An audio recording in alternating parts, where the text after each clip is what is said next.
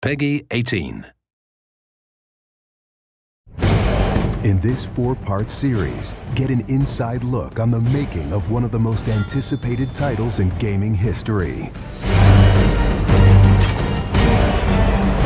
This is Inside Assassin's Creed 3.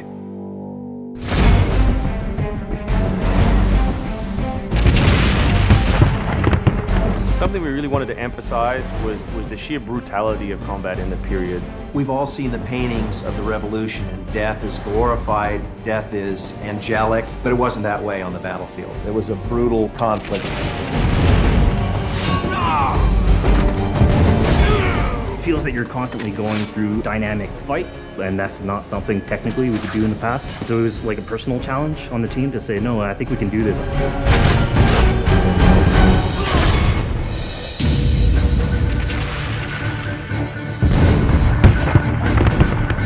These armies are filled with different types of weapons. So, you have everything from muskets, you have grenadiers, you have guys with boarding axes.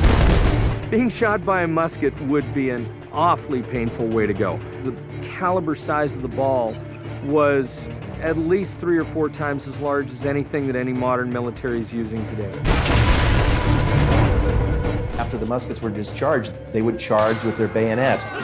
What basically is a giant spear, and he has every intention of running that through you. They would shoot and then they would march, and that hand-to-hand combat was really brutal. And whether it's people using a bayonet affixed on the end of a musket, a small hatchet, this is a kind of killing that is very mano a mano.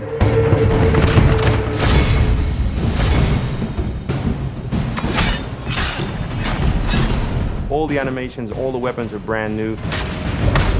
It was interesting to start on a new style of fighting that is much more close and aggressive. Connor's favorite weapon is the tomahawk, obviously super deadly in hand-to-hand combat. Also the bow and arrow.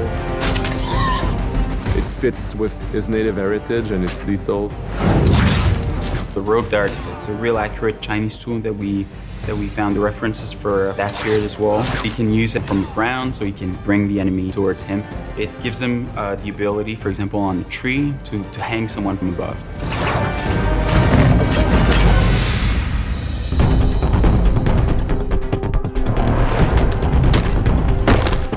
In Assassin's Creed 3, the one thing that we've decided to do is to revamp the fight system from scratch.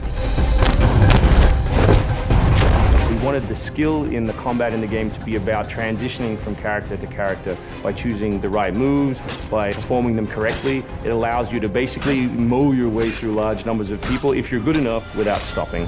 What do you do if you go into a bunch of guys with muskets and they try and shoot you? So we had to figure out, can you dodge them? Can you run away? And we've added all these options, but our big one is the meat shield, where you can grab a guy and he gets shot instead. Our mocap guys are stuntmen. We spend a long time with them rehearsing and figuring out exactly what would be the greatest choreography. We had to go through, like multiple people. Connor is trained in a very different style of fighting to the British soldiers. The close quarters flow of the combat that's happening between the punches, the kicks, and everything else is indicative of what happens in the real world.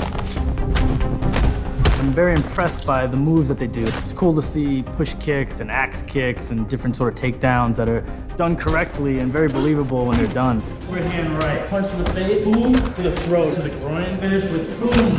This is something new for us that we're really proud of. It's fast, it's fluid, and you go through these guys like butter.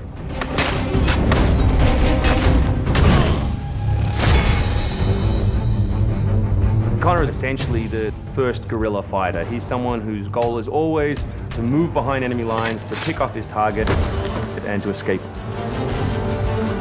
Employing guerrilla tactics, or what we now know today as asymmetric warfare, was something that truly was a component of the American Revolution. They learned what we would think of as guerrilla-style warfare. You sort of hit quickly and then disappear. American tactics were really frowned upon by the British because the Americans did adapt the tactics that were used by the Native Americans from the French and Indian War. The first big battle at Lexington and Concord takes place on a New England town green. And as the soldiers march back to Boston, they are marching along a dirt road lined by stone. You know, it's not the most effective strategy wearing your bright red coat and march through the woods while some farmer's trying to shoot at you.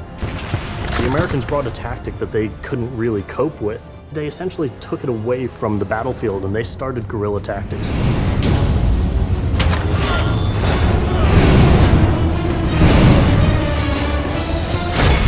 Next time on Inside Assassin's Creed 3, the hero behind the war. Connor is the hero of the American Revolution. He's a bit more like Dirty Harry. Connor is the current-day Special Forces soldier. Silent, stealthy. He's fighting for freedom and he's fighting against tyranny.